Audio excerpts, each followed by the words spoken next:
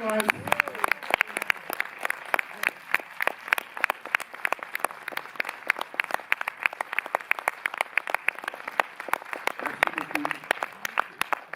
Je ne peux pas m'empêcher de dire deux mots avant de laisser la parole à Costa, parce que c'est une espèce de rencontre un peu spéciale, une espèce d'alignement de planètes. D'abord parce que Costa est venu à l'Ancien Méliès il y a exactement 20 ans, présenter Le Couperet.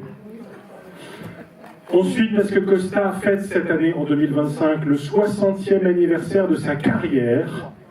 Et ça, vous en connaissez beaucoup, vous ? J'aime pas beaucoup le mot carrière. Ah bah oui, mais... un parcours. Parcours, oui. Œuvre. Carrière, par exemple. Oui. Parcours, parce que carrière, ça fait un peu militaire, ça fait un peu... Voilà. Ah oui, c'est pas l'esprit, oui, je suis d'accord. Et puis ensuite parce que, alors, on ne sait pas, sur Internet, il y a deux versions, Michel elle-même n'a pas l'air de savoir, mais aujourd'hui, cet homme a 92 ans. 12-13 février, il y a deux versions différentes, on ne saura jamais.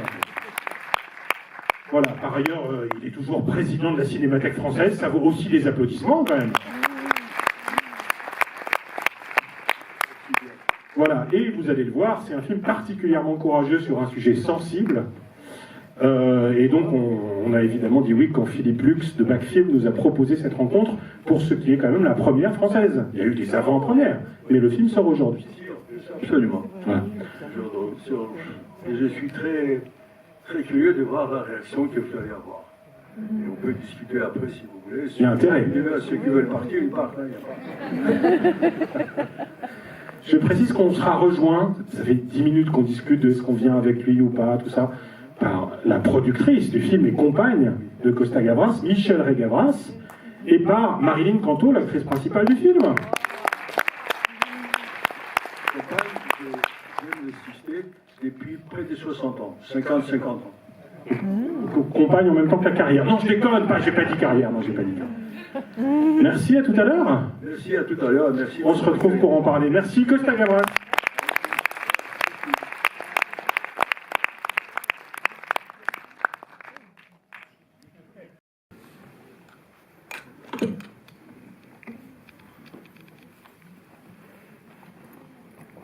C'est quand même une ville spéciale, vous allez au restaurant avec un cinéaste de 92 ans et le restaurateur vous invite.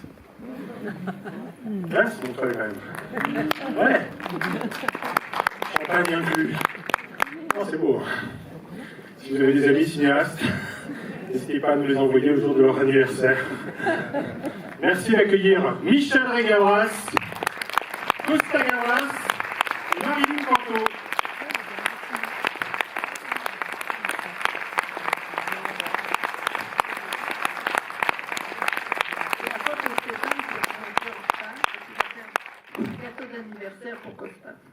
Ouais, on est un peu en retard à cause du gâteau aussi, ouais, c'est vrai.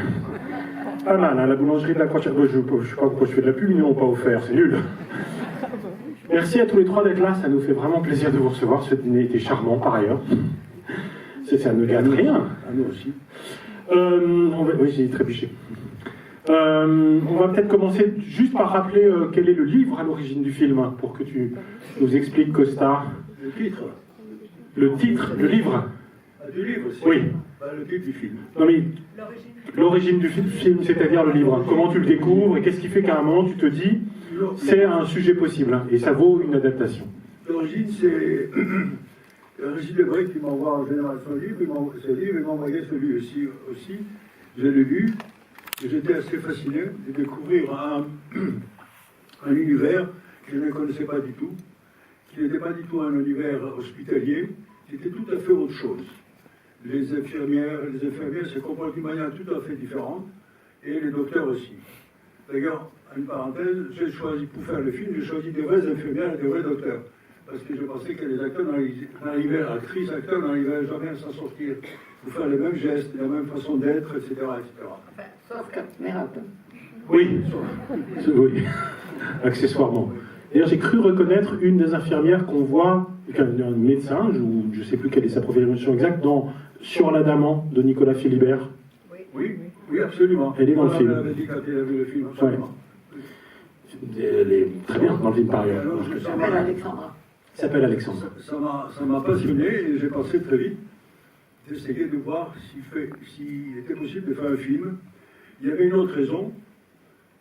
J'arrive à un âge et le parcours que je fais des soins palliatifs me rappelait plein de choses, un peu comme ça rappelle à l'écrivain. Parce que la mort n'est pas loin pour mon âge. Donc je me suis dit peut-être qu'il y a une façon de faire un film et d'essayer de philosopher un tout petit peu sur cet événement qui nous attend tous.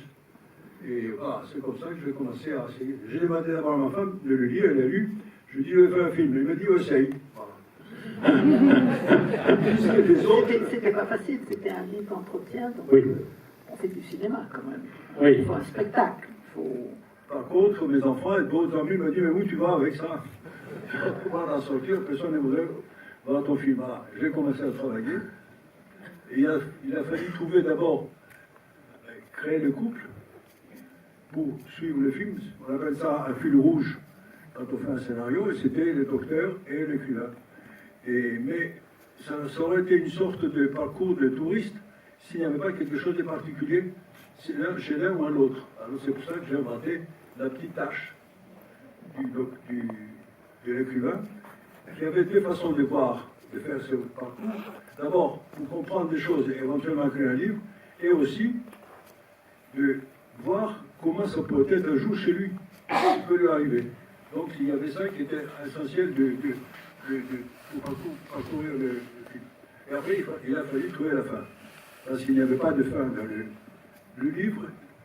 Fait la description d'une trentaine de cas tout à fait particuliers. C'est écrit d'une manière formidable, avec des détails, des petits dialogues ici et là. Et c'est passionnant. Donc j'allais utiliser tout cela, bien sûr. Et puis il fallait trouver une fin. Et je voulais une fin un tout petit peu à l'antique, comme dans les tragédies grecques, un chœur.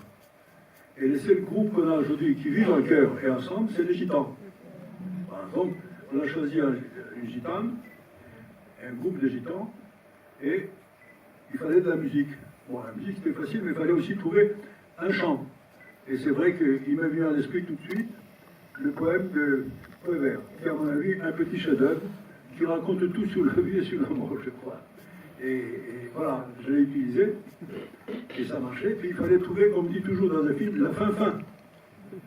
Et la fin-fin, c'était à partir du moment où la petite tâche du philosophe s'ouvrait, il fallait voir une fin.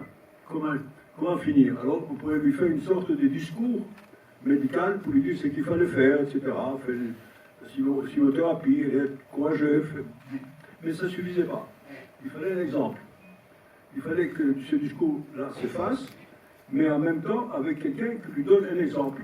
Et bien c'est la doctoresse. J'ai fini par trouver cette idée-là. La doctoresse, j'ai dit, je suis l'exemple. Voilà. Comme j'ai survécu avec la lutte, vous pouvez survivre aussi. Voilà. Voilà. Ce qui permet de faire revenir Karine Viard. Le livre, évidemment, mais il a fallu les inventer. Avec qui avait déjà tourné Le Couperet. Oui, il y a 20 ans, exactement. Il y a 20 ans, exactement. Quand même, on peut avoir 92 ans et répondre à 162 questions enchaînées, bravo. C'est quand même vraiment ce que tu viens de faire. Je reviens. Oui. Le grand avantage, c'est que les acteurs, tous, ont lu le scénario, ils ont accepté immédiatement, commençant par toi. Oui, pourquoi ne pas commencer par Marilyn, c'est vrai. Oui. Tu peux nous raconter votre rencontre et pourquoi tu as dit oui tout de suite? D'abord, je l'avais rencontré il y a 20 ans. Ah. Nous étions ensemble à une commission d'avance sur recette. Ouais. Et je m'étais dit, un jour, il faut travailler avec Marilyn. Bon, ça a mis 20 ans, mais on est arrivé. Voilà, comme quoi tout peut arriver. Ouais. Et du coup, Michel m'a téléphoné, il m'a dit, là on pense à toi pour un film que va réaliser Costa, et puis je me suis rendue chez eux, on a bu un café, on a parlé assez vite, pas forcément du film, mais de la mort. Voilà, personnellement, comment on a pu appréhender ça, comment ça me concernait, voilà, qu'est-ce que j'avais pu vivre à travers des expériences de séparation. Et puis on a parlé de la Grèce, on a parlé de plein d'autres choses, de plein de choses. Et voilà, on a passé 2 heures ensemble et À la fin, il m'a raccompagnée à la porte. J'étais très, très contente de cette rencontre en me disant que, ah oui, si, il m'a quand même dit que c'était pour jouer avec Denis Podalides. Et ça, c'était quand même une très bonne nouvelle. Parce qu'on avait déjà joué ensemble et parce que j'ai tout de suite pensé que, je l'ai dit à Costa d'ailleurs, qu'en fait, on faisait un couple très crédible. Voilà. Je pensais. Non, mais je savais qu'on allait être. Sur le tournage, il disait où est ma femme, où est ma femme. J'ai tout de suite, enfin je l'ai dit à Costa, j'ai dit en fait, moi c'est vrai que là-dessus le film est assez particulier parce qu'en fait j'ai l'impression qu'il n'y a pas d'acteur en fait, c'est un vrai c'est un documentaire au fond. On joue pas, moi j'avais pas l'impression de jouer et c'est vrai qu'en faisant un couple qui a une vraie connivence, c'était comme s'il avait filmé notre connivence qui est réelle. Et voilà, on se réjouissait, donc j'ai eu Denis au téléphone, je lui ai dit, bah voilà, c'est drôle, j'ai rencontré Costa Gavras, ça serait pour jouer ta femme, il m'a dit, formidable, formidable. Est-ce qu'il n'avait pas encore appelé Denis? Si, il savait que c'était Denis. Et je sais qu'après, Denis a laissé un message à Costa en disant, ah oui, ce serait... J'aimerais beaucoup l'avoir pour femme. Voilà. C'est beau le cinéma. On serait très content de jouer hommes et femmes. Et voilà, ça s'est fait comme ça. Michel. Je pense que c'est bien parce qu'ils ont le même âge, elle n'a pas 20 ans de moins, en général. Exactement. Et la même taille. Oui, tu dis ça dans le dossier de presse. Et la même taille. Est-ce qu'on imagine plus grand? Pardon, Non. Non, il fait la même taille que toi. Non, mais voilà, il y a une espèce de proximité physique, une évidence en fait physique, je trouve, qui fait qu'on n'a presque plus à jouer. On a juste du désir à être ensemble et tous les gestes deviennent naturels, les regards deviennent naturels. Il n'y a plus à jouer, il y a juste à être ensemble. Et Costa, il avait l'intuition de ça et je trouvais que c'était une intuition qui était juste. Je reviens un tout petit peu sur ma première question, pas pour tout refaire, mais parce qu'on a cité Régis Debray, mais il y a un co-auteur à ce livre, qui est Claude Grange. Est-ce que vous pouvez nous dire l'une ou l'autre qui il est et dans quelle mesure fonctionne ce dialogue à deux voix dans le livre que vous avez adapté au cinéma? Claude Grange, comme il le dit d'ailleurs dans le film, comme le dit Claude, c'est un docteur qui a fait le tour du monde, en fait l'Afrique, il a été un peu partout. Et quand il est revenu, il a créé le centre palliatif de Oudan, une petite ville. Une vingtaine d'années. Oui. Mais le centre qui vient d'être fermé. Et c'est un homme très gentil, très, très doux et très chrétien aussi. Et il a fait ça vraiment comme, pas comme un métier, mais comme vraiment une sorte de devoir face aux patients. Voilà. Et malheureusement, son centre a été fermé pour des raisons d'économie, je crois. Et puis, il fait autre chose maintenant dans d'autres endroits, et notamment dans des associations qui s'occupent vraiment des soins palliatifs. C'est un homme très doux et vraiment très gentil. Il est dans le film, vous l'avez vu hein, à un moment donné.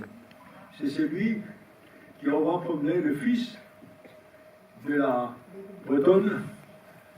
Vous savez, à la fin, il est avec les semis. D'accord. Et donc tu as un peu effacé la dimension chrétienne quand même. La question se pose hein, d'un au-delà, de la mort, et elle traverse plusieurs des discours des patients. Mais on ne sent pas qu'elle soit prise en charge par le médecin, par exemple. Non, parce que je parlais tout à l'heure de la différence avec les hôpitaux que nous connaissons pratiquement tous. Le médecin des soins palliatifs, quand il va avoir les médecins aux hôpitaux, il reste debout, il vous dit faites ceci, cela, et ça, ils s'en vont. Et puis lui, pour le soin palliatif, le médecin va à côté du patient, il s'assied à son hauteur, il le touche ou il la touche, comme ça, il prend la main, et il commence à discuter. S'il n'y a pas de discussion, ils restent muets tous les deux pendant un moment. Et il est vraiment le compagnon tout d'un coup. C'est exactement la même chose avec les infirmières et les infirmiers. Donc c'est une situation tout à fait différente.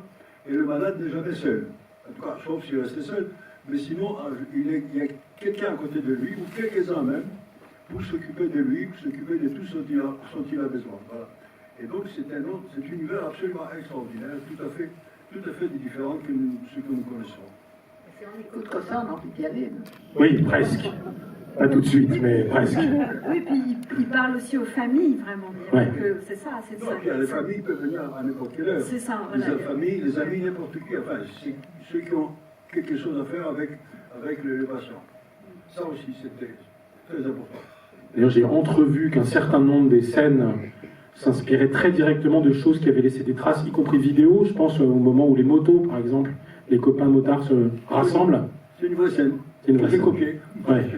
Oui, parce que le malade, après, le patient était motard. Et son groupe est venu faire un tour pour le saluer. Alors, il y a des choses comme ça très profondément émouvantes. Alors précisément, qu'est-ce que tu as retenu toi de ces récits d'expérience? Parce qu'on sent bien quand même qu'il y a un désir de raconter quelque chose, y compris avec un arrière-plan politique potentiel sur la place qu'on accorde aux soins, à ces soins-là, aux soins palliatifs, mais aussi évidemment ce que disent les personnages, c'est-à-dire faire reconnaître que la fin de la vie est encore du côté de la vie, et on sent bien que c'est là que tu places ta caméra, c'est-à-dire comment aller jusqu'au bout de ce cycle de vie. Du coup, quels sont les critères qui font que tu retenais un récit ou une anecdote plutôt qu'une autre? Moi, ce que j'ai compris surtout, c'est de dédramatiser la fin de vie. Absolument. Parce qu'on arrive dans des conditions parfois terribles. J'ai eu un exemple parmi mes collaborateurs qui est mort, et je suis allé les voir, et il m'a pris les deux mains, il m'a dit « Ne me laisse pas partir, ne me laisse pas partir ». Et il disait la même chose à tout le monde et au docteur. C'est des situations tragiques. Donc il n'était pas du tout préparé. Donc il faut essayer, un jour ça va arriver, donc il faut être plus ou moins prêt. On ne sait pas quand ça arrive et comment ça arrive, mais il faut dédramatiser cette chose qui nous appartient à tous, qu'on le veuille ou non. Ça, c'était la première idée. Et après... Ça dit d'ailleurs à un moment à sa femme dans la voiture, le siècle passé a été le siècle du sexe. Freud a dédramatisé le sexe. Il faut, pendant ce siècle, il faut dédramatiser la mort. Il faut s'occuper de la mort. Et c'est vrai, la mort et la religion d'ailleurs. Parce que, il n'y a pas de préparation nulle part. Personne nous apprend qu'un jour vous allez vous trouver face à ce problème. Et je pense même qu'il faut y penser et puis essayer de le voir d'une manière beaucoup plus. Parce qu'il faut finir en dignité, à mon avis. Il faut finir en dignité pour soi-même et pour les autres qu'on laisse. Parce que c'est aussi les souvenirs qu'on laisse. Ça me paraît essentiel. Et du coup, on a l'impression que ce film-là est une espèce de jeu avec l'idée d'un film testamentaire, qui est une idée, qui est même un cliché critique. Hein, dès qu'un cinéaste approche les 85 ans, il fait un film testamentaire. Parenthèse, je dis ça parce que j'ai lu ça dans ton dossier de presse. Tu cites les visites de Manuel de Oliveira au-delà de 100 ans qui venaient accompagner ses films. Nous, il est venu à Lança Méliès 2 fois quand il faisait des films au-delà de 100 ans. Il est venu à 101 et 103 ans, et c'était un miracle absolu, et effectivement une leçon de vie et d'énergie absolument extraordinaire. Emmanuel, quand on a fêté ses 100 ans à la Cinémathèque française, il a présenté son film, et à la fin, je dis Emmanuel, l'année prochaine avec un autre film. L'année d'après, il est venu avec un autre film. Il dit la même chose, et la 3e fois, il est venu encore. Et après, il n'a plus venir s'il a marié sa fille, qui était très âgée déjà. Et oui, c'est ça. Il avait 113 ans quand il a fait son dernier film. Et c'était, personne ne touché, il y avait juste à Cannes. Il allait, enfin, bon, c'est des exceptions quand même. Oui. Il faut penser à ça. Je crois qu'il y a un âge, il faut décider de partir. J'ai pensé à ça aussi. Il faut à un moment donné avoir la possibilité de partir et d'avoir envie aussi naturellement. Parce qu'il y a une marge, Godard l'a fait, vous voyez, donc il a ses raisons. Mais il n'y a rien de préparé en France pour cela. Il n'y a rien. Donc, qu'est-ce qu'on fait? Il faut aller en Suisse, il faut avoir les moyens, il faut aller en Belgique, il faut aller je ne sais pas où, ou alors passer sous un train, ou sauter du 7e étage. Donc, il faut qu'il y ait une solution pour ça. Aussi pour ceux qui ont envie de partir. Oui, c'est difficile de rebondir sur cette double proposition, mais... Je ne vais pas vous essayer d'introduire des idées comme ça dans le film, parce que nous sommes en pleine discussion sur une loi ou deux lois, et je ne voudrais pas dire aux hommes politiques, on fait ceci, on ne fait pas cela, donc le film ne touche pas à cela. Mais on le montre un tout petit peu. Oui. Un peu comme avec le premier personnage, avec Charlotte Rampling, et le docteur agit, il se justifie, mais il agit quand même, et à la fin aussi. Mais sachant qu'on sait qu'il y a une forte hypocrisie sur cette question-là, c'est-à-dire qu'on sait qu'un certain nombre de médecins contribuent à donner la mort et qu'il s'agit pour le moment de ne pas le dire ou de ne pas le faire savoir. Et donc les lois continuent à s'inscrire dans cette hypocrisie malgré la loi Léonetti et d'autres. Ça se fait, je crois, pas mal. Nous, on a une amie qui a écrit des livres.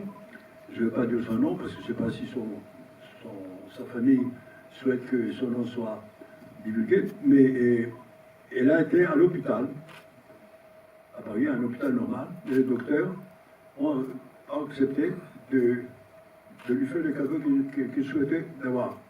Et puis elle a invité tous ses à la fin amis. de sa vie, quand même. Elle n'était pas en pleine santé. Non, elle a invité ses amis, un peu comme Godard. Elle a invité ses amis, nous sommes tous allés avec Michel. Nous avons discuté pendant un long moment, elle était assise à son livre. On a parlé de toutes sortes de choses, et de films, et de tout. Et à un moment donné, son mari est passé, il lui a dit quelque chose, il a dit, tu sais, je ne serai plus là. Donc c'était avec cette détente-là complètement. Un des amis, qui est metteur en scène assez connu, eh bien il tournait je ne sais pas où, et il n'est pas arrivé à temps. Ils l'ont attendu encore 2 jours, et les docteurs ont fait le geste, et elle est partie. Dans la paix, à mon avis, comme elle le voulait. Il y a une grande personnalité montreuilloise qui a fait une grande fête de fin de vie à la Maison des Femmes qu'elle a fondée, c'est Thérèse Claire.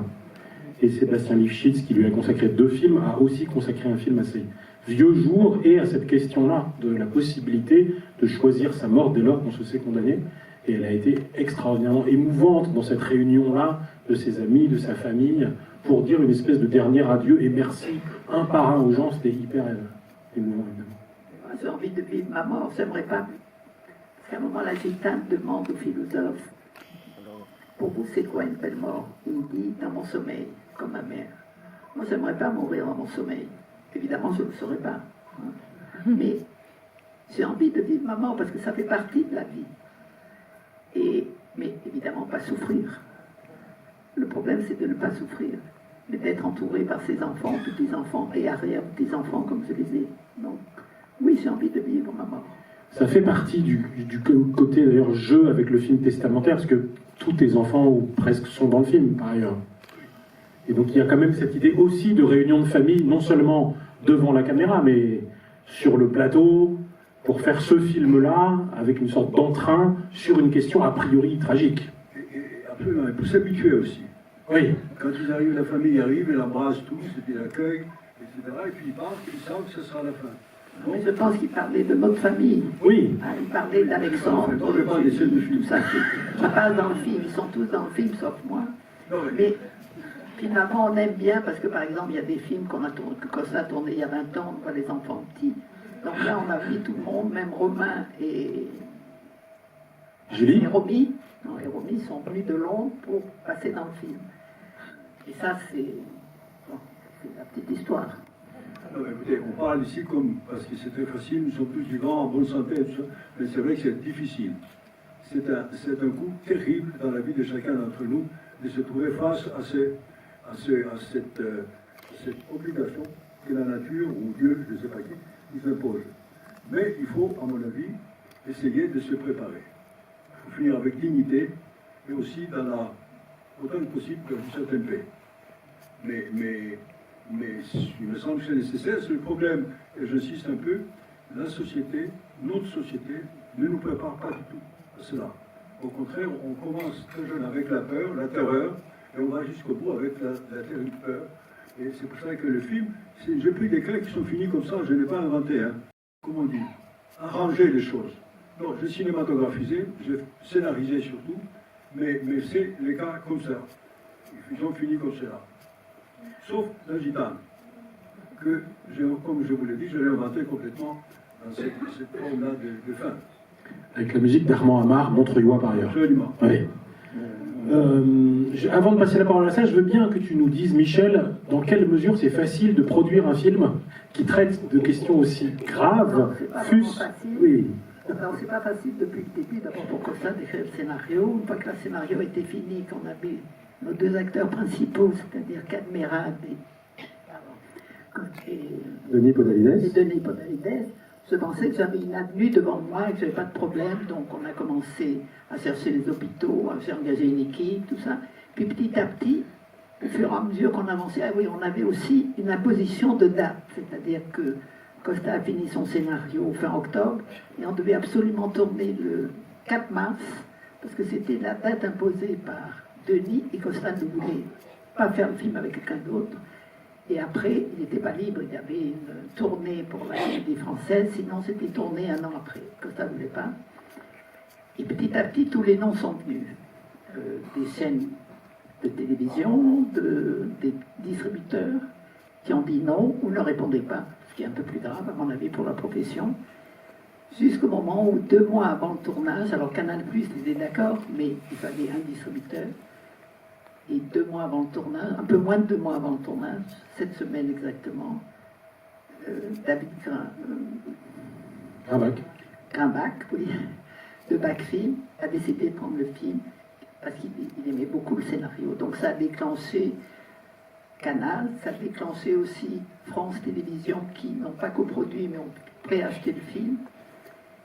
Et on a pu le faire avec une annexe 2, une annexe 3, c'est-à-dire payer moins cher les techniciens en contrepartie d'une participation.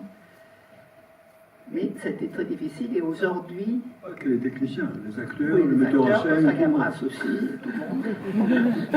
Et aussi parce que j'estimais philosophiquement que ce n'était pas normal de demander simplement des efforts aux acteurs, aux metteurs en scène, aux techniciens, mais aussi, par exemple, l'hôpital coûte 3 500 € par jour. Et donc j'ai dit que pour moi, le tarif de l'annexe 3 pour les hôpitaux et la location de décors, c'était 1 000 €, un tiers des sommes demandées. Et ils ont tous accepté, en souriant et en disant, de toute façon, par exemple pour le directeur de l'hôpital, en disant, mais ça servira à l'hôpital de toute façon. Oui. Mais aujourd'hui, le distributeur, Bacfilm, a des problèmes aussi pour placer le film dans les salles, parce que pareil, les exploitants, sauf Stéphane, bien sûr, Évidemment, ont du mal à se dire, oui, peut-être le film peut marcher. Voilà. Alors on a fait beaucoup de tournées de province pour essayer de montrer que les gens viennent, restent au débat, mais évidemment, les avant-premières, c'est pas la même chose que aller au cinéma et prendre son ticket. Pas de débat, pas de metteur en scène, pas de... Voilà, c'est plus difficile. Donc, heureusement, Costa a dit qu'il viendrait tous les jours de la semaine. Enfin, faut voilà. Et 4 fois par jour. Et 4 fois par jour. Qui pose la première question ou formule la première réaction? Ouais. Bonsoir. Merci beaucoup pour ce film. C'est pas évident de traiter un sujet comme ça. Surtout que nous tous dans la salle, l'avant nous fascine plus que l'après. Mais comment vous avez fait pour mettre un peu d'humour quand même dans ce film? Est-ce que vous avez laissé par exemple les comédiens improviser ou des choses comme ça? Non, c'était très écrit. J'aime bien que mes scénarios soient bien écrits. D'ailleurs, Cad, la première chose qu'il me dit, c'est d'oublier l'humour, de ne pas essayer d'improviser, comme il fait dans tous ses films. Il le fait très bien, d'ailleurs, il fait rire beaucoup. Non, c'est les situations qui l'amènent. C'est les situations, comme Madame Lebrun, par exemple, qui dit, je ne sais pas, parle du paradis, il parle beaucoup, à qui donner son âme, etc. Donc c'est venu dans les dialogues. Voilà. Il n'était pas question de faire des scènes pour faire rire le public. Ça devrait sortir de soi, enfin, de l'histoire même ou des personnages même. Absolument. Une autre question, et une autre façon de répondre, c'est que moi je suis convaincu que le rire et l'humour ont un rapport fondamental avec la peur de la mort. Non, vous savez, on ça les enterrements aussi, hein, ça arrive. Et oui. Et heureusement d'ailleurs. Ça dans les vacances de M. Hulot de Jacques Tati, par exemple. Bonsoir, monsieur Gavras. Eh ben moi, j'ai beaucoup aimé le film. Pourtant, j'ai eu des morts chez nous, surtout. Voilà. Et d'abord, je voulais féliciter le combattant. Parce que vous avez été toujours dans les combats d'avant-garde. Et je ne parle pas de politique du tout. Et on vous a insulté, on vous a injuré, et aujourd'hui, tous vos films sont devenus des musts. Voilà. Merci madame. Merci beaucoup. Monsieur, monsieur. Monsieur, pardon. Excusez-moi, j'ai pas mis ma allumer un peu plus à ça. Voilà. Donc, bravo, continuez, on a besoin de vous. Merci beaucoup. Je vais essayer de continuer, mais ça dépend de la nature. Hein. Si elle va me laisser. Oui. Bonjour Monsieur Gavras, merci beaucoup pour ce film. C'est madame. Alors, moi je pense à une chose, on parle bien du fait que le XXe siècle c'est le siècle de l'Éros et qu'il faudrait venir au siècle du Thanatos. Mais vous avez des racines méditerranéennes. Et dans le monde méditerranéen, la mort n'était pas cachée.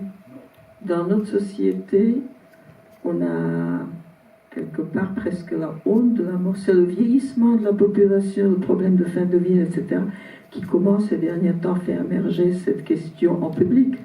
Mais c'était toujours un sujet un peu tabou. Alors, est-ce qu'il ne serait pas sain de revenir un peu à cet esprit méditerranéen où on partage la mort et qu'elle soit un événement collectif et public? Je pense que c'est tout aussi plus facile pour celui qui s'en va, mais aussi pour ceux qui restent, parce que c'est une souffrance des deux côtés, et le film montre bien. Merci, et c'est surtout pour ceux qui restent. À ceux qui partent, ils partent. Ceux qui restent. Alors, je vous permettrai de vous raconter comment je l'ai vécu, moi, comme enfant. Quand il y avait un mort pendant l'occupation au village où on mettait le mort au milieu du salon de la maison. Tout le monde était assis autour. Les femmes chantaient des chansons tristes, ils pleuraient aussi. Et puis après, ils racontaient des histoires sur la personne de la mort. Et des histoires parfois drôles, parfois tristes, mais essayaient toujours de faire des choses drôles. Et ça se passait toute la nuit. Les enfants étaient là, on n'avait pas envie de dormir. Il y avait à côté la cuisine où on pouvait aller boire un peu, manger quelque chose et revenir. Et ça passait toute la nuit. Et c'était une sorte de fête un peu particulière, mais à mon avis, on préparait déjà l'avenir pour les vivants. C'était le début du deuil, c'est ça. Et ben, on ne les fait plus. Maintenant, on les met à l'EHPAD. Et bon, on vous appelle, et puis il est mort, ou elle est morte. Et on va l'enterrer peu vite. Et puis même, on met aussi les partants ou les partis dans un frigidaire pendant 3 jours, 4 jours, etc.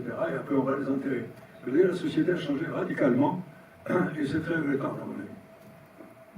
Et ce rite-là, pour qu'on comprenne bien, c'était en Grèce ou en France? En Grèce. Eh oui. En Grèce, dans le Péloponnèse. Et je crois qu'on ne le fait encore pas dans les grandes villes. Excusez-moi, pas des grandes villes, mais on le fait dans les villages méditants, on le fait toujours. Une autre question, réaction. Non, vous déconnez, j'en viens. Je plaisante. Mais c'est vraiment le dernier rang.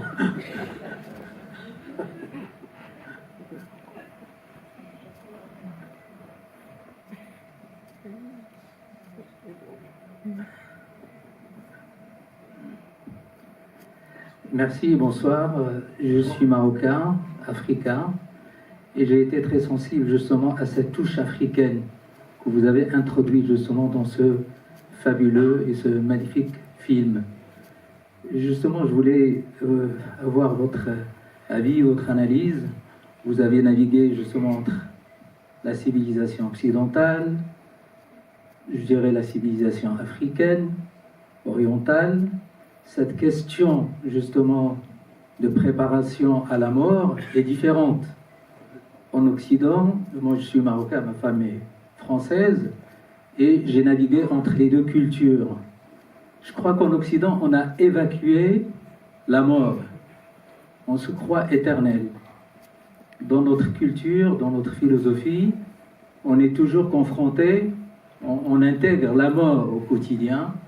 Et donc, quel est votre point de vue, justement, sur cette comparaison que vous avez introduite dans votre film?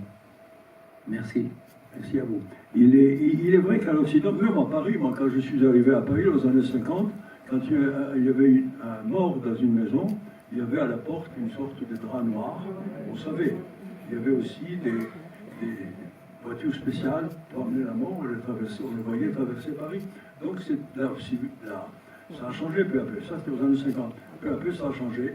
Je pense que la mentalité a changé, l'économie a changé. C'est pas facile non plus aujourd'hui de garder les morts à la maison, etc., etc. Donc, Je pense que l'économie et peut-être les difficultés de la vie nous ont conduit à ce que nous sommes aujourd'hui. Mais je pense qu'il faut trouver en tout cas une façon pour que la mort d'un ensemble fasse partie vraiment entière de la vie. C'est-à-dire être préparé. Les EHPAD, par exemple, il n'y en a pas assez. Les EHPAD, c'est un très bel endroit pour la fin de vie, comme je essayais de le dire avant. Mais les EHPAD aujourd'hui, il y a à peu près 2000 à 3000 lits. Les EHPAD, comme ça, c'est des soins palliatifs. Les soins palliatifs, excusez-moi. Nous avons fait boire un peu de champagne tout à l'heure. Eh oui, c'est de ma faute. Les soins palliatifs, ils ne sont pas assez. Il y en a pour à peu près 2500 à 3000 lits. Il faudrait en avoir pour 200 000 lits. Donc vous voyez que tout ça devient très compliqué et l'économie dirige tout, malheureusement.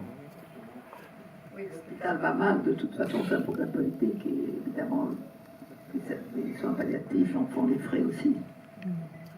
C'est un film que vous allez essayer de montrer, par exemple, à l'Assemblée nationale ou dans des lieux où précisément ces questions politiques sont supposées être au cœur des enjeux. On montre le film le 19 à l'Assemblée nationale. D'accord.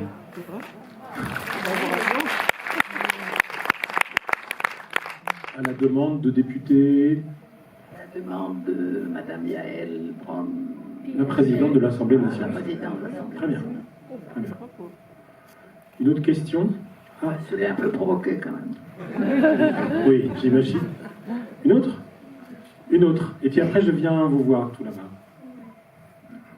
Je reviens. Hein. C'est toujours le monsieur les moustaches. Ce monsieur à la moustache, voilà. Il faut l'éclairer quand même. Hein. Et oui, ben bon, c'est comme ça. Ça va, mon crâne? Il va bien? Je commence à voir mieux, oui. J'arrête. Excusez-moi pour tout à l'heure. Non, moi ce que je dis, mon truc, c'est que ne vous fiez pas à tous ces idiots, à tous ces imbéciles qui disent que les jeunes ne viendront pas voir votre film. Parce qu'il faut leur laisser le temps qu'ils comprennent. Et quand ils vont comprendre ce que ça veut dire, le film, ben vous aurez un très beau succès. Merci. Vous pouvez applaudir, ça m'arrange parce qu'il y a une jeune fille qui veut justement poser une question, mais elle est à l'autre bout de la salle.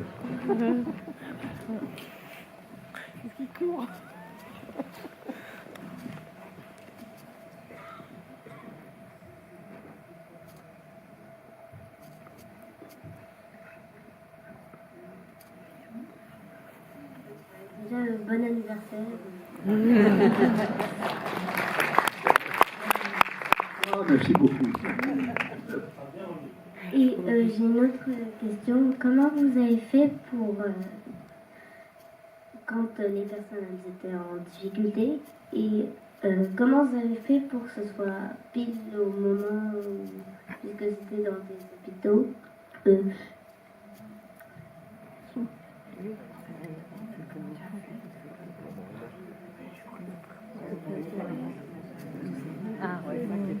Non, on n'a pas de malades réels.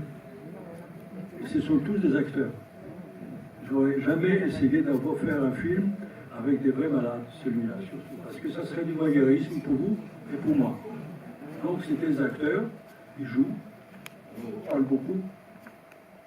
Comment le faire? D'abord, elle était une épouse, donc elle n'était pas malade, mais je discute avec les acteurs qui acceptent de faire ces rôles et on trouve le moyen de faire vraiment comme si j'étais vraiment malade. Parfois, on fait un peu de maquillage aussi s'il le faut, etc. Mais jamais des vrais malades. Parce que ça changerait complètement et le ton du film et la façon de faire et tout. Peut-être qu'on peut justement rebondir sur cette question des acteurs en demandant à Marilyn comment on dirige Costa. Alors, déjà, en fait, déjà Costa, il ne dit pas le mot diriger, il dit collaborer. Et ça dit tout de son approche en fait avec les acteurs. Et voilà, il nous propose le rôle, on en parle. Moi je sais que par exemple sur ce rôle-là, comme c'est un rôle, ça pouvait être la femme d'un côté, mais pas façon Truffaut, la femme d'un côté un peu discrète, et qu'en fait il n'était pas question justement que ce soit ça, on avait envie en fait avec Costa, et que ce soit une femme vivante, une femme qui permette ce livre, qui soit à l'origine de ce livre. Oui.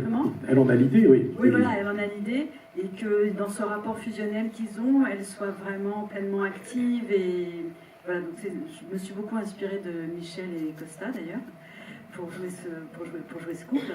Et Vous vous engueulez moins dans le film. Oh, pardon, Par exemple, les croissants qu'il faut qu'ils mangent, oui, c'est un peu moins. Oui, voilà, c'est ça. Isabelle aussi, la femme de ouais, c'est ça. Dans les gestes, dans les regards, ça, je me suis un peu inspirée de leur couple.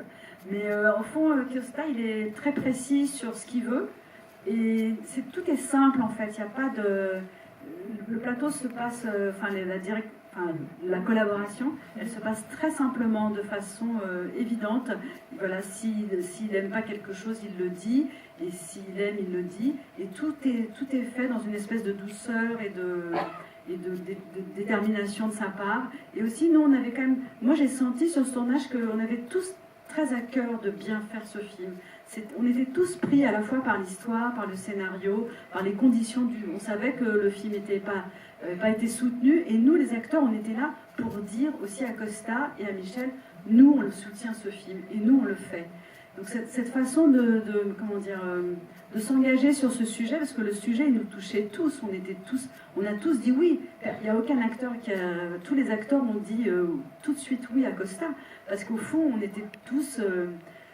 pris par le fait de cette audace, de parler de la fin de vie de façon si optimiste, si humaniste et si douce. Et on était très concentrés. C'était un tournage extrêmement concentré de la part des acteurs et de l'équipe. Et aussi, ce qui fait la concentration pour nous, les acteurs, c'est que Costa, il n'y a pas de combo. Sur le combo, c'est un endroit, un écran de contrôle où souvent le metteur en scène est derrière et peut regarder les acteurs. Il n'y a absolument pas ça. Costa, il est derrière la caméra, il est vraiment avec vous, il vous regarde. Et puis, au fond, un acteur qui joue bien, c'est aussi un acteur qui sent l'affection et le regard, tendre, ou en tout cas plein de, comment je pourrais dire, d'estime. Comment ? Bienveillant, oui, qu'on a sur nous. Et à partir du moment où on sent ce regard-là, nous, on a très envie de jouer, on est très heureux de jouer. Et Costa, il a ce regard-là. Vraiment, il autorise ça, il permet ça. Voilà, je dirais... Costa avait raconté à Cad comment il avait travaillé avec Jacques Lemmon. C'est-à-dire que quand Jacques en faisait peut-être un petit peu trop, avec Costa, il regardait comme ça et Costa lui faisait comme ça. Quand Costa avait raconté ça à Cad, ensuite sur le tournage, ils avaient le même truc. Costa de temps en temps faisait à Cad. Avec la tête comme ça. Et Cad était ravi du film, et pareil, ce que dit Cédric, il y a eu une ambiance formidable sur ce film. En fait, le mot diriger ne m'a jamais plu, pour vous dire la vérité. Je ne dirige pas. Je pense qu'il faut créer une sorte d'amitié avec l'acteur, même une sorte d'affection. Parce qu'à deux, il faut créer un troisième personnage, qui est celui du film. Donc il faut être d'accord sur tout. Le metteur en scène doit avoir le dernier mot, naturellement. Non, c'est pas de la dictature, c'est celui qui signe l'œuvre, donc qui connaît tout, et que tout le monde ne connaît pas ce que connaît le metteur en scène. Donc, il y a ce principe. Mais c'est surtout des relations très amicales pour créer quelque chose à deux. Je crois même, quand je parle des acteurs, je dis que c'est les meilleurs collaborateurs du metteur en scène. Il y a aussi les co-scénaristes quand il y en a un. Parce que c'est eux qui portent, les acteurs qui portent l'histoire à nous, aux spectateurs, à nous. Je suis spectateur moi-même. Donc, sans les acteurs, sans les bons acteurs, l'histoire peut se gâcher complètement. Et avec des bons acteurs, tout d'un coup, tout est là. Et là, dans ce film, ce qui est impressionnant, et c'est pas très étonnant quand on connaît la filmographie, mais la caméra est très mobile quand même, y compris dans des scènes qui sont des scènes de vis-à-vis, où il y a 2 ou 3 personnages. Il y a une espèce de fluidité qui, sans doute, est nécessaire aussi pour qu'on puisse passer d'une histoire à l'autre de façon très souple, parce que c'est aussi un film sur le récit, en réalité. Il y a une espèce de plaisir, de récit enchâssé, j'allais dire, pour citer un auteur que j'adore, un peu à la Diderot, où tout à coup on peut raconter une histoire et puis se rendre compte que le personnage qui raconte est dans l'histoire, mais en simple témoin, ou de le retrouver à la toute fin, alors qu'il est une voix off simple au début. Dans le plaisir du film, il y a aussi ça, d'enchaîner des histoires, mais de faire en sorte que ce ne soit pas simplement un inventaire, mais que ça finisse par tracer un chemin et un regard sur la fin de vie dont on parle. Et ça se transmet à ceux qui travaillent ensemble, avec moi. Mais Costa a tourné aussi tout le film en steadicam, c'est-à-dire. Oui. c'est pas caméra à l'épaule, c'est avec un appareil qui stabilise la caméra. Parce que c'était impossible d'avoir des travelling, tout ça, les pièces sont petites, hein, les chambres d'hôpital sont petites. Et je pense que ça a donné aussi cette fluidité dont tu parles. Mais donc, c'est pas Costa qui le porte, le Steadicam, on est d'accord. Non, vraiment pas. Et alors, comment on fait pour être tout le temps derrière la caméra alors que ce Steadicam est porté par un opérateur? Abonné à côté de lui. Ouais. On le suit. Parce que j'ai pris l'habitude depuis le début de ne pas prendre le combo, ce qu'on appelle le combo, c'est-à-dire un poste de télé où on voit ce que voit la caméra ou le Steadicam. Je pense qu'il faut voir les acteurs à leur vraie taille et aussi sentir presque le souffle et écouter les paroles directement et non pas aux yeux. Comme si on était dans la vie, comme vous avez vu et écouté vous-même sur le grand écran. Parce que le combo est réduit à des tâches, de petites tâches. Et ça me paraît toujours important. Alors quant au Steadicam, j'ai découvert dans mon précédent film, le premier jour des tournages, et on a installé Steadicam, machine avec la caméra, avec le travelling, une charrette qui pousse la caméra. J'ai dit on finira jamais ce film, et j'ai dit à la production d'enlever tout, de trouver un Steadicam. On avait un Steadicameur que je connaissais bien, et on a fait tous les films comme cela, et j'ai continué par la suite. Une Vous réponse parlez directe. de la caméra et de l'acteur quand on tournait aux États-Unis, Mad City, avec Travolta. Costa était évidemment à côté de la caméra et Travolta dit tiens, un metteur en scène qui me regarde. Parce que les metteurs en scène américains sont en général derrière leur combo, si ce n'est d'être dans la caravane, devant le combo, devant l'écran. Costa a quand même réussi dans sa réponse à utiliser le mot souffle de son titre et la tâche qui est quand même au centre du récit. C'est hyper fort. Qui pose la petite dernière? On voit surtout les yeux, hein, finalement, tout est dans les yeux. Ouais. Et on voit les yeux. On va faire un grand jeu de transfert du micro par la rangée.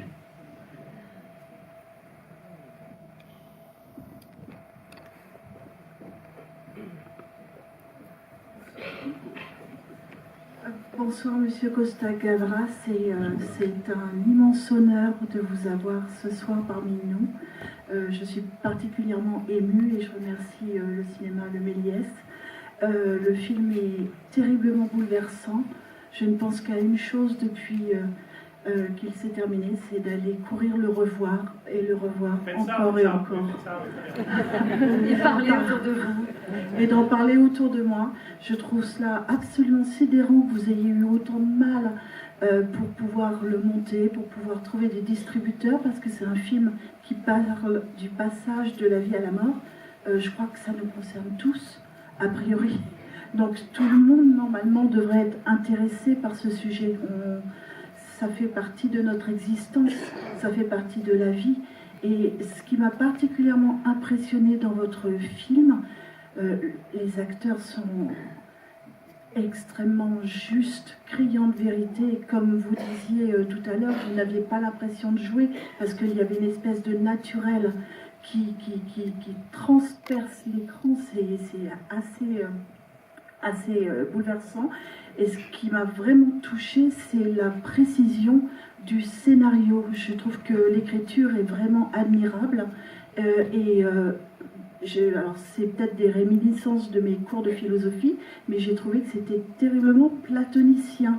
C'est-à-dire que le jeu dialectique entre les deux acteurs principaux, ce sont les dialogues de Platon, c'est-à-dire que c'est un jeu de questions, de réponses. On ne sait pas forcément jusqu'où ça va aller, mais c'est des questions basiques qui deviennent de plus en plus philosophiques, métaphysiques, et qui parlent de l'existence même. Et ça, c'est passionnant. Et vous parlez de maïeutique à un moment donné, et on sait que la mère de Socrate accouchait les enfants, et Socrate ensuite a accouché les âmes, et finalement, le travail de Cadmérade, ça va être, dans sa maïeutique, d'accoucher la mort. Donc, est-ce que c'est quelque chose dont vous avez eu pleinement conscience, Monsieur Costa-Gavras, c'est-à-dire de faire cette espèce d'hommage à Platon? Est-ce que c'est des dialogues en particulier qui vous sont revenus? Mais j'ai trouvé que c'était extrêmement présent dans l'écriture de votre scénario. Oui, absolument. Je pensais même, je crois l'avoir dit au début, c'est que c'était une façon de philosopher un tout petit peu avec autour de la mort. Et j'ai mis ça en mes deux acteurs principaux, le docteur et l'écrivain qui n'était pas vraiment philosophe, mais qui est devenu philosophe pour le film aussi, oui, voilà. Il me semble qu'il était essentiel de penser à la philosophie. Je pense que quand on parle de philosophie, on croit vraiment que c'est une chose énorme, que c'est des choses de messieurs très âgés qui ont avec des cérémonies comme ça, qui ne pensent qu'à ça. Non, la philosophie, c'est la vie quotidienne, n'est-ce pas? C'est comment on apporte le problème, les idées. Les idées déjà qu'on peut avoir, c'est la philosophie déjà, c'est ça. Et comment on traite les idées, comment on les approche, et comment on essaye de les comprendre. La dernière intervention par Dominique Cabrera. Alors, merci beaucoup pour ce film très très bouleversant. Et justement, moi j'aurais envie, Costa, puisque vous nous avez invités dans une forme d'intimité, bien que fictionnelle, de vous demander à vous, qu'est-ce que vous pensez de l'après? Puisque au fond, le film nous laisse avec cette question. Est-ce que vous auriez je sais pas, la gentillesse de nous confier ce que vous en pensez? J'ai essayé de le faire comprendre le plus légèrement possible à travers cette actrice qui s'appelle Brun, Madame Françoise Lebrun, et qui dit « Je vais donner mon âme, mais je ne sais pas à qui ». C'est vrai parce qu'il y a plusieurs religions, déjà. Mais elle dit aussi « Je peux aller au paradis, mais je trouve le paradis un tout petit peu monotone ». Et puis il dit aussi peut-être, comme les Grecs anciens pensaient, je vais devenir une étoile. Et tout ça, c'est ça l'après. L'après, chacun a sa conviction, et je la respecte profondément. Moi, je me demande aussi, l'après. J'ai eu une expérience dans la vie de mon grand-père, qui était un grand monsieur, je portais son nom, il m'aimait beaucoup, il m'emmenait tout le temps avec lui, et il m'emmenait à un enterrement. L'enterrement, il y avait la tombe verte et le cercueil prêt à entrer. Quand le cercueil, on fait entrer dans la tombe, et les femmes, c'était enfant, mais c'est tout petit. Les femmes ont commencé à pleurer, etc., regarder le ciel, le pauvre regardait le ciel, il dit, il va au ciel, etc. Et mon grand-père m'a montré la tombe, la terre. J'ai rien compris. Des années plus tard, j'ai compris. Que là-haut, il n'y a pas grand-chose. Enfin, des choses qui ne m'intéressent pas beaucoup, qui ne serviront à rien pour l'après. Mais l'après, je pense que c'est aussi une vérité ou une invention humaine qui est formidable, parce que ça nous prépare déjà au deuil d'une manière positive. Ça nous prépare aussi, ça nous sort de la terreur de la mort aussi. Parce qu'on se dit, ah, il y a un espoir. Alors je me dis, non, il n'y a pas d'après, mais en même temps, je me dis, peut-être qu'il y en a un et ça serait bien. Voilà. Donc, je respecte la position de chacun sur l'après. Et à propos d'après, c'est la fin du débat. Et du coup, je propose qu'on invite tous les ans Costa Gavras à fêter son anniversaire au Méliès. Merci Marilyn Canto, Michel Gavras et Costa Gavras.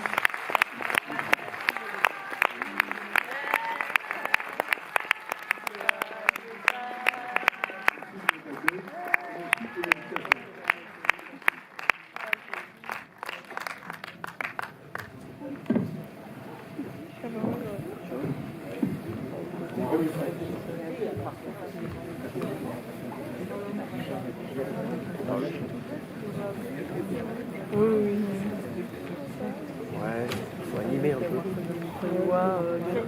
Alors, il a tenu, il a c'est un dur à cuire. Jeudi, il y a un truc ici.